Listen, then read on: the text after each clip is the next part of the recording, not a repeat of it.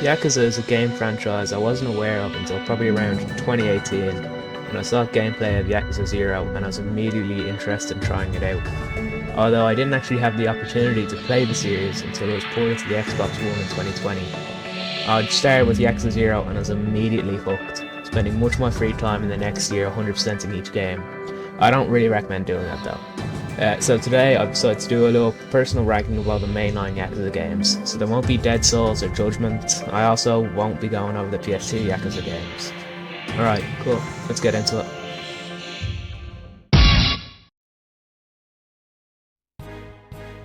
Sadly, but not really surprisingly, Yakuza 3 sits at the bottom. Yakuza 3 is definitely the worst in the franchise, although it's still an alright game in my opinion. My largest problem is the combat. It really just doesn't gel with me that much. The enemies constantly block attacks and it just feels kind of clunky. The heat moves also just felt kind of weak.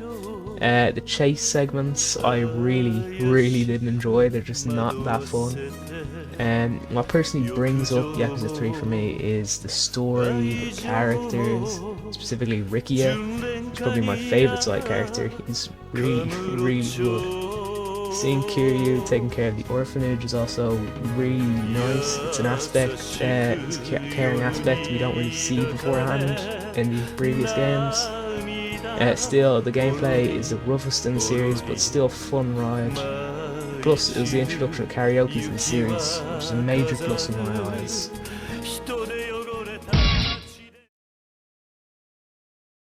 Coming in 7th is Yakuza 4. It's a massive improvement over Yakuza 3 in the gameplay department. It's the first in the series to feature multiple playable characters. Kiryu's still here, playing pretty much the same as in Yakuza 3, but the combat feels a bit better. Akiyama, who kicks people, Saejima, a hulking powerhouse, and Tanimura, a cop who makes use of parries. This time around it's just Kamurocho, but it's been expanded with the rooftops and the underground. In regards to the playable characters, I feel they all play a good role in the story and they're well written. Apart from Kiryu, who kind of felt tacked on to me. In regards to their gameplay though, it's kind of iffy for me again. I enjoy playing as Kiryu and Akiyama. Kiryu was similar to Yakuza 3 but it felt less clunky and blocking was less bad, so it was a bit better than last time. With Akiyama, his combat is so flashy and fast and full of style. It just really clicked for me. I love playing as him. Saejima and Tanimura definitely less so. Saejima, I found myself constantly getting combos broken, as although he hits hard, he's quite slow and struggles in crowd fights. And Tanimura kind of struggles in all kinds of fights. He's slow, he doesn't hit particularly hard, his parry is too slow to properly take advantage of. He also has probably the worst boss fight in the series with his final boss. Even if you come properly prepared with the right equipment, it still feels like a slog. On the story aspect, I love the newcomers. They're really well written, particularly Akiyama. He makes for a wonderful introduction to the game. I enjoy the characters' individual chapters story-wise, but I think the story kind of lost me near the end with just too many twists in my opinion. Although I didn't mention them while talking about Yakuza 3, the sub-stories in Yakuza 4 are kind of average, nothing too great for me, same as with Yakuza 3. The best aspect of Yakuza 4 in my opinion is the music. Two personal highlights being For Faith and Whiskey and Rhapsody, which is in the background now.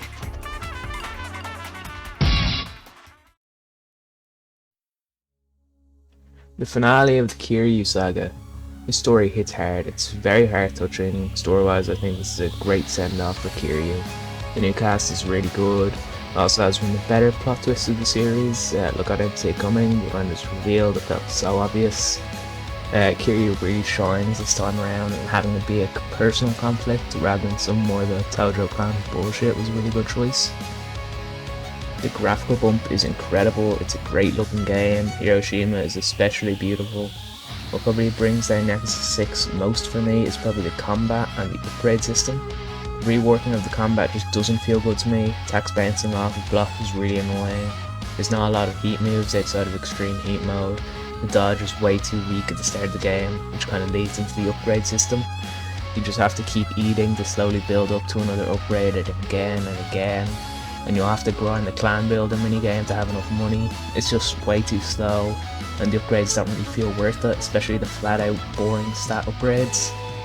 This game can kind of be swapped for Yakuza 4, I like them probably around the same amount.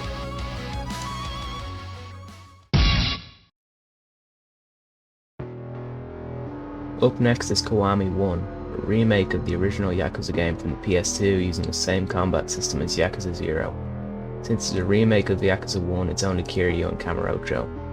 You have 4 unique fighting styles in your arsenal, and although it uses the same system as Yakuza 0, I feel gameplay here is a lot rougher as it places you in some pretty bad combat scenarios and boss fights, which were just not very fun to me, but still pretty solid. Upgrading this legend style takes way too long. The Majima everywhere system is kinda fun, but it gets pretty annoying after a while. The bosses being able to heal large chunks of health is really frustrating, even with the right abilities to stop them. Overall, the combat just kinda feels like a lesser Zero, even though the system did get some polish. The story is perfectly fine, the start and ending being very interesting, but the middle was a bit boring to me. Overall, it's a solid game, just has some rough spots.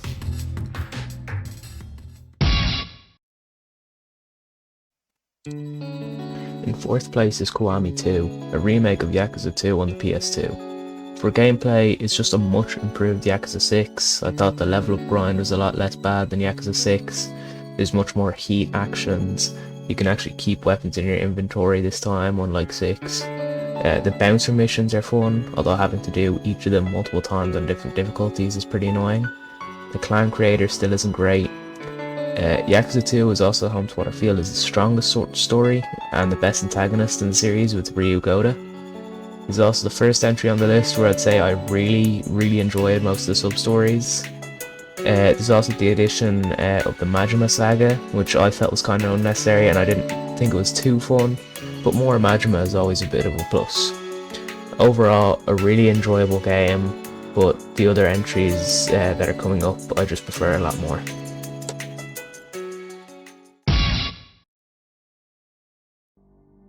Up next is Yakuza Like a Dragon, the latest installment in the series. It stars series newcomer Ichiban Kasuga in an entirely different combat system, turn-based combat. Now I'm slightly biased as I'm a big fan of turn-based combat, so I really enjoyed playing through this game, although I understand why some people aren't happy with the shift away from the traditional Yakuza combat.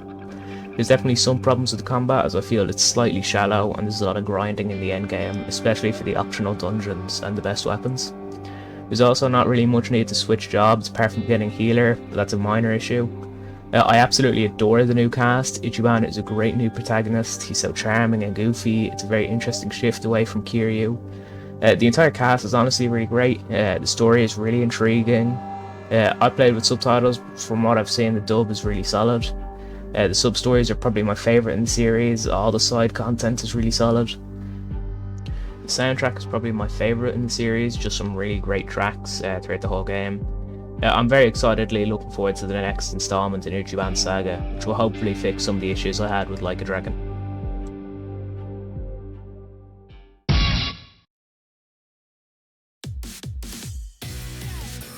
In 2nd is Yakuza 0. I'm very fond of this game, especially since it's the one that got me into the series. The game has 2 playable characters, Kiryu and Majima, and 2 cities, Kamurocho and Sotenbori. Kiryu and Majima each have 4 different fighting styles. Although they're not very well balanced in strength, I found each really fun to use. And it's probably one of the best combat systems in the series. I think the set pieces and boss are very strong in this entry. Mr. Shakedown is good risk and reward challenge, although you can easily bust it open and get loads of easy money. Majima's story is very strong. Kiryu's is also great, but a bit less interesting in my opinion. The antagonists this time around are also incredible. Sub-stories are very strong again, arguably the best in the series. The business side stories are good, although Kiryu's is definitely the lesser of the two. Majima's is even used again in Kiwami 2. It's also got one of the stronger soundtracks in the series. Although it's not my absolute favourite, I 100% understand why it's a lot of people's favourite entry.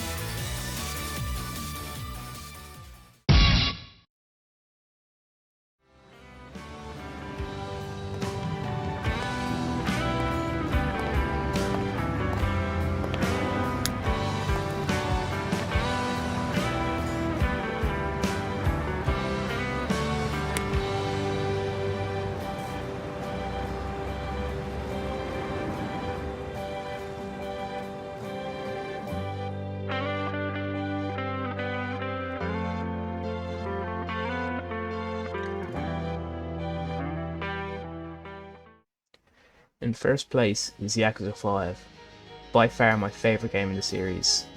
It's ridiculously big. It has 5 playable characters: Kiryu, Saejima, Haruka, Akiyama and Shinada, in 5 different cities: Nagasugoi, Tsukumino, Sotenbori, Kinicho and Kamurocho. Kiryu plays similarly to how he's always been. Saejima is similar to his appearance in Yakuza 4 but cranked up to 11. Akiyama is again similar to Yakuza 4. Haruka performs in dance battles, and Shinada uses scrappy combat and tons of weapons. They're each also taught one special heat ability. Kiryu's Dragon Essence, zipping around and hitting enemies really fast. Saejima's Tiger Puppetry, swinging and smashing enemies around the place. Akiyama's Launch Strike, kicking enemies in the air and going to town on them with kicks. Shinada has My Meteor Tackle, tackling enemies and slamming them into walls. I think these extra options are good fun. They're not the most useful things, but they're fun to mess around with. I really love playing as all the characters this time around. Kiryu and Akiyama are as fun as they've always been. Saejima is an absolute beast, just mowing through enemies. Haruka has a pretty fun but simple rhythm game.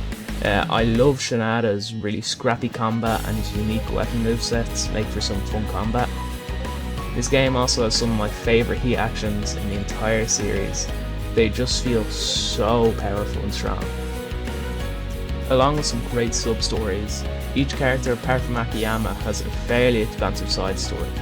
Kiryu is his taxi driver, either calmly taking passengers around or speeding down the highway in street races. Saejima has Hunter and Killer, hunting down animals deep in the mountain. Haruka has the Road to Fame, more of her rhythm games and other various minigames to build up popularity for Dynachair. And Shinada has The Cost of a Swing, a baseball-based sub-story focusing on Shinada facing his past and regaining his waning skills. I love each of these. They may slightly overstay their welcome, but I think they're real good fun. I liked each city appearance-wise, but apart from Kamurocho and Sotenbori, they can be kind of awkwardly laid out. Each city also has a special minigame and city exploration activity, which helps them feel even more unique in my opinion. I love the story, Kiryu's and Shinada's chapters being the highlights for me. One of the twists I didn't love, but the actual boss made up for it so much. The climax is incredible. It's a really great boss. Now, as I mentioned, this game is massive, which is definitely a detractor for some people, but I definitely didn't mind. Even in the end, even though Yakuza 5 is my favourite, I wouldn't say any of the games dip below being good. Even Yakuza 3, even though it was at the bottom of my list and I was pretty critical, I think it's just an incredible series. It's one of my favourite game series I've ever played. I'm so excited for the next Yakuza game. I just adore the characters, the gameplay. It's just, I love this series. It's very close to my heart. And that's it. Thank you for watching. I really appreciate it.